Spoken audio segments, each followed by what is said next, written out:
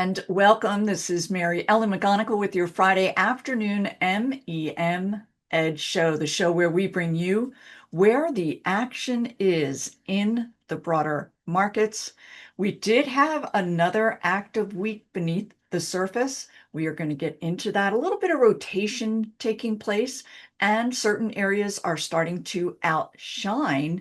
We'll get into all of that as we move through today. Let's take a look at some of those news items that drove price action last week. First up, there was between the US and China an extension of the trade war truce with China, and that certainly started the week on a better note as far as calming nerves.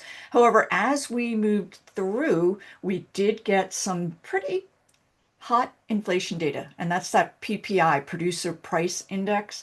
And the reason it's important to note that that number came in above estimates is because the Producer Price Index is going to be about products that are being manufactured, produced, and the impact of higher pricing there will be seen down the road. So that certainly put the markets on edge. Before that, however, we did see interest rates drop because we had soft inflation data by way of consumer price index earlier in the week. And we'll take a look at the impact of that decline in interest rates on select areas. We also did see the Fed Watch tool, and that's going to be all about the anticipated rate cut going into September. It had gotten up as high as a 94% chance that we would see interest rates cut. As that number came in higher with that PPI data, it did drop down to 84, but it is still elevated. We are going to be keeping an eye on that. Next week, we will get the FOMC notes from their latest meeting, and that is anticipated to provide further insight. And also due next week is going to be housing data. We're going to take a look at that housing group and best practices for uncovering the current leadership names there. But of note, we will get several housing-related data points coming into play. So let's go ahead and take a look at those broader markets and see where did we close for the week. And here we are with a daily price chart of the S&P 500. The S&P was up about 1% for the week. You can see that we did retain that uptrend, and we have a positive RSI and a nice bullish MACD crossover, black line up through the red. Now, beyond that, I did want to share with you a view that I found quite interesting, and that is, as you know, the S&P 500 is going to be very heavily weighted in those M7 stocks. Let's take a look at the equal weighted S&P 500 that will not give an overweight to those heavy big tech names.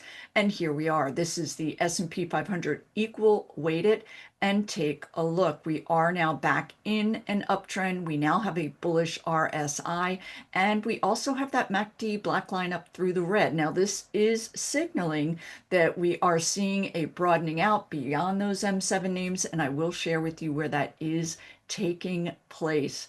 Also of note, we can take a look at the Nasdaq composite, and it too is also sitting up here with a positive RSI and a positive MACD. So we are certainly in a confirmed uptrend, but again, you will want to be aware of some of the action that is taking place beneath the surface that is certainly notable.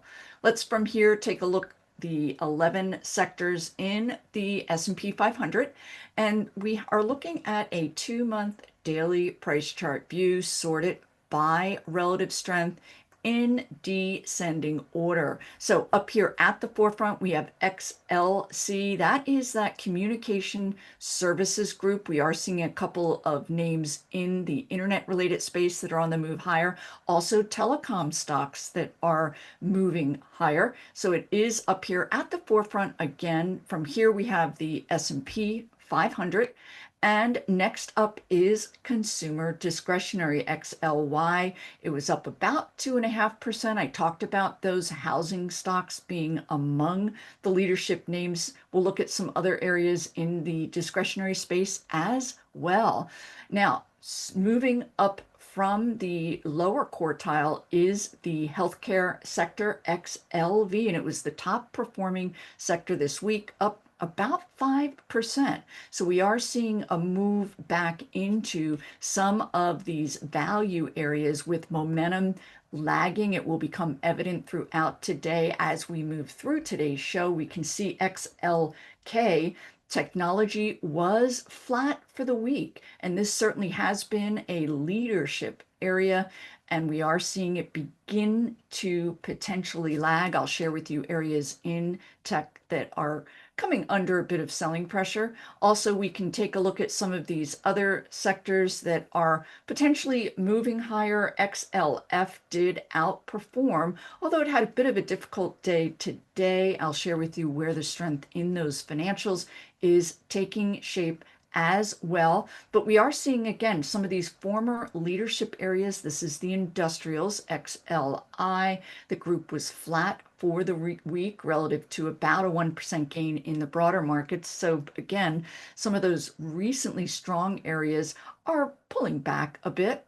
So what we can do from here is take a look at ETFs that are going to drill down even further. This is all about getting your arms around potential rotation. Where is that strength? And even more importantly is where is weakness beginning to show up? You want to be aware of that, and it's all going to have a lot to do with your investment horizon as far as short-term versus longer term. But let's go ahead and drill down. I talked about healthcare being the top performer. Here we are with IBB. This is the Nasdaq Biotechnology ETF, and you can see this nice base breakout into an uptrend, that nice black line up through the red, MACD crossover. And a lot of this has to do with a number of FDA approvals that came out this past week for various drugs, and the group is exhibiting vibrancy relative to that. And very good news, because biotech stocks normally fare well in a risk-on environment. We would like to retain that risk-on environment so that we can see movement in these faster moving areas such as biotechs. Now let's go ahead and take a look at XHB. This is the S&P Home Builders ETF, and you can see that it is continuing to advance. I will tell you that mortgage rates have hit a 2025 low, so that's certainly good news for the group. But we're also seeing some names come out with relatively good earnings. We'll take a look at a couple of those later. And also from here, we want to be aware that XRT, this is the S&P 500 retail ETF, and this is another area that greatly outperformed. It was up almost 4%. Sharp advance, nice MACD crossover, very economically sensitive area of the markets. We will take a look at a couple of names in that space as well. Let's go ahead back and take a look at some of these other ETFs. First up here is the Russell 2000, very sharp gain there, 3.3% for the week. And the groups and areas that I've been sharing with you, let's go ahead back and do a quick highlight here. Home builders, we talked about retailers, and now small caps. These are all areas that fare well with an bullish economic outlook. They are economically sensitive areas of the market. So you can see small cap stocks on the move higher. Let's take a look at one of the areas that could have impacted that, and that is KRE, the regional banking ETF, up 4.1%. And there are about certainly at least 15% of the Russell 2000 index is comprised of these bank stocks. Semiconductors, they had a tough day today, down about 2.2%, but overall outperforming the broader markets, up 2.5% for the week. Nice MACD crossover. And from here, we can take a look at volatility, which is sitting down here at a very low level. This is what we want to see. It's sitting down here at about 15, which is good news. There were some areas that did not fare particularly well last week. First up is IGV. This is that software ETF, and you can see it's been struggling. I will share with you that software was one of the first groups in tech, first out of the gate. So this deterioration, or certainly sideways price action, we are beginning to see that take place in some of these former leadership names. I'm going to get into that. And the reality is that the shine as it relates to AI stocks, it does appear to be fading somewhat.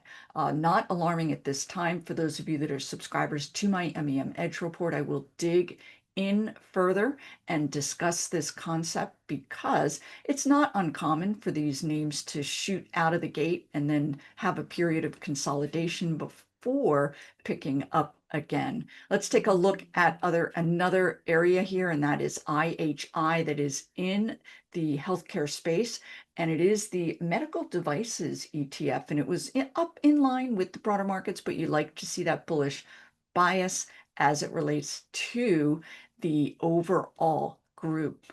So from here, we are going to take a quick look at the underlying members of the S&P 500. And again, here's that view. We're looking at that relative strength index, descending order. And for those of you that follow this closely, you will see a potential change in leadership over the last 2 weeks as it relates to names sitting here up here at the forefront. Before, it was very, very pronounced as far as technology, but here again we are seeing a move beyond that. INCY is a biotech name. You can see this gap up on earnings into a high type flag formation, and then a nice breakout beyond that. So this is at the forefront as it relates to the relative strength of the underlying S&P 500 members. So many of these are moving higher on earnings, which does give them more credibility as far as a continuation rally. BWA is Borg Warner. You can see that breakout on earnings, high type flag, and then another advance beyond that. So from here, I also can, without taking a look at every single name, but eBay is up here. We can also see consumer staples. This is Altria, MO, gapping up. This is all about their tobacco related products that are not ingestible, but they are on the move higher as far as growth prospects throughout the world. And then moving through, again, I did want to share with you those names that are in the home builder space, and those that are sitting up here at the forefront, showing that, exhibiting that superior relative strength. These will be your leadership names. So Lennar pops up here, LEN. The stock has broken back above that 200-day simple moving average. We have a positive RSI, but of note, we are in an overbought position at this time, but nice high volume on the rally days. That's what you want to see in a potential leadership name. Another area that we can take a look at, or another home building stock, is DHI, which has advanced even further above that 200-day simple moving average. And this is what you want to see as a stock reverses its downtrend. You want to get those shorter term moving averages, in this case, the 10 and 21-day moving average closing above the longer term. So in essence, that is called a golden cross formation, and it's confirming that new uptrend. But again, you can see that these stocks have already had significant advances, but looking at longer term charts, let's go ahead and take a look at DHI on that weekly, and you'll see that relatively we could potentially have further upside in this particular name. Now, moving through and taking a look, I talked about healthcare. Let's take a look at J&J. This is that gap up on earnings into a confirmed uptrend, clearly a leadership name among these pharmaceutical stocks, sitting up here at the forefront. So that again is that move into healthcare. Also, we did see a move into health insurance stocks last week. This is Humana, HUM, gapping up on earnings and trending higher. But certainly one of the biggest movers today in that healthcare insurance space is UNH, and the stock really has been beaten down, earnings and news related, but today's move higher was all about a move by Berkshire Hathaway being revealed that he was a big buyer of UNH. So that was another area in healthcare that did get some traction, certainly this past week. So again, not wanting to go through every single name, but AbbVie up here with that healthcare, and then HCA also. Now, consumer discretionary, I did want to share with you that we saw vibrancy in some of these airline stocks, and a couple of news-related items. Certainly, they are talking about, this would be American, United Airlines, the fact that they are seeing increased travel. But also this past week, Spirit Airlines came out and discussed the fact that they may not be economically viable as far as being able to continue. So that in turn was another boost for these airline stocks. So Delta also up here at the forefront. So let's go ahead from here and just take a quick look at these NASDAQ 100 members. And of course, this is going to be a very heavily tech weighted grouping. But what I did want to share with you, very simply taking a look at some of these names that were on the move quite a bit higher, you can see just by looking at that 5-day performance relative to their 1-month performance. So a lot of the biggest movers this week were names that had been down and out, and buyers are coming in buying these stocks as they are potentially reversing their downtrends, and all about companies coming in with numbers. But I will tell you, you will want to make sure that the stock always make sure that that chart, because here we are with FTNT, tremendous gap down on earnings. Now it is wedging higher, but we do not have anything by way of a bullish RSI or MACD to confirm that we could see further upside. So again, as we move through, you'll see in the retail space, Lululemon had a nice week, but it had been down as much as 15% over the past 4 weeks. So that is one trend that did emerge last week. We can take a look at Texas Instruments in that semiconductor space, but it's not a leadership name. And again, bottom fishing that is taking place. ASML, also not a leadership name in that semiconductor, but hitting this list of stocks within the Nasdaq that have outpaced. So from here, what I wanted to share with you are some other areas that had been certainly highly favored and were looking very interesting, but are deteriorating. So here we are with Cisco Systems, a major networking firm. So a couple of things of note. The company did report numbers, and first up is the fact we're going to take a quick look at the weekly. The stock was sitting up here at a new high in price before releasing their numbers. And in fact, subsequent to that, we can see the stock is deteriorating, and it's all about slowing growth. So this is something you will want to keep an eye on in this AI space as far as these companies that have had this sharp advance. I'm going to pull up a weekly here, and you can see coming out of that bear market, we had a very sharp advance. Cisco pretty much priced for perfection, but selling coming in. Taking a look at that volume, we're looking at a weekly chart of Cisco. The other news item that is coming out a lot, I'm going to share with you a couple of other leading stocks that did pull back quite a bit last week. And another verbiage that came out quite a bit was valuation. So suddenly investors are concerned about valuation. The point here is that when we are in a bullish phase for an area, whether now it's AI, years ago cloud computing, if investors can ignore signs that there may be weakness, that's quite bullish for the group. But when they get hit with this high volume selling, it can indicate shift in sentiment. So certainly it's something that I'm keeping a very close eye on. Let's take a look at COHR. This is another stock that zoomed to a new high in price, but the stock did report record growth with their data centers, but overall year over year, despite record numbers, they are beginning to see a bit of slowing. And this is going to be all about that year over year comparison as they continue to grow. They're coming up against tougher and tougher comparisons. And you can see that the stock had a very significant drop below that 50-day simple moving average,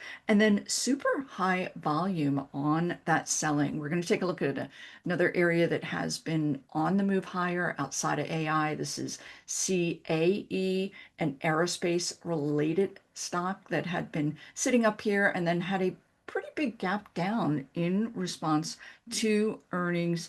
And it's all about slowing growth in their air flight simulator demand. So we can see that MACD now down here in negative territory, and likewise with that RSI. Let's take a look at a couple of IPOs. This is an area that can get very frothy with investors who are excited about these new issues that are in AI. However, we can see this is CRW. We are looking at the company that came out last quarter, new issue, shot up here to a new high in price, and then was in the throes of recovering its uptrend before we saw the stock pull back. This company is all about AI related, and they provide computing power for hardware, storage, AI networks. So very much in demand relative to AI, but the stock did pull out. They did have strong year-over-year earnings growth, a robust backlog. However, their operating income margins were lower than last year. So in essence, a bit of nitpicking, but to me, it's also indicative that investors are potentially shying a bit away from some of these high-flying names. Here we are with Circle CRCL, another IPO, and the company did come out with their numbers and pull back. It's all about two different actions that took place this week. First up is the company announced a 10 million share secondary offering, and that is of course going to reduce the value for existing shareholders. And then also on the 15th, and that would be today, the lockup period for those that got into the IPO back here, they are now able to sell. So you are starting to see some of that selling take place. Let's take a look at a couple of other names that did not fare well this week. This is CAVA Group, CAVA. Take a look at that big gap down. And this is all about the company's same-store sales came in below estimates, and then management guided lower. So another area in retail just to be on alert for that did get hit quite hard. This is ONON, and they did show increased sales. However, for 2024, compared to those numbers, they were not that strong. So the stocks are getting punished in that space. Now, another area with concerns relative to valuations that did get a little bit hit last week, and that is going to be some of these larger nuclear related utility companies and energy companies, Constellation, of course, being one of the largest, CEG. And you can see we now have a negative RSI after experiencing that negative MACD crossover. Let's take a look at another company in that same space that's pulling back, not quite as much, but dipping into a negative RSI. So whether the excitement surrounding these AI stocks has stalled remains to be seen, but you will want to keep an eye on your holdings depending on your outlook as far as your investing, if it's near term or not. Palantir, again, not overly concerning. We're coming out of an overbought position, but it did pull back to below that 10-day. Net, we are still in a generally positive position overall, just keeping an eye out for potential rotation so that A, you can take advantage of it, and B, be sure that you're not caught in areas that are potentially moving out of favor. I'm going to leave it there. For those of you that have not already, use that link below. You can trial my twice weekly MEM Edge report for a nominal fee. And then also go ahead and hit that like button if you like what you've seen. And as always, Have a wonderful weekend. I'm going to look for you here next Friday.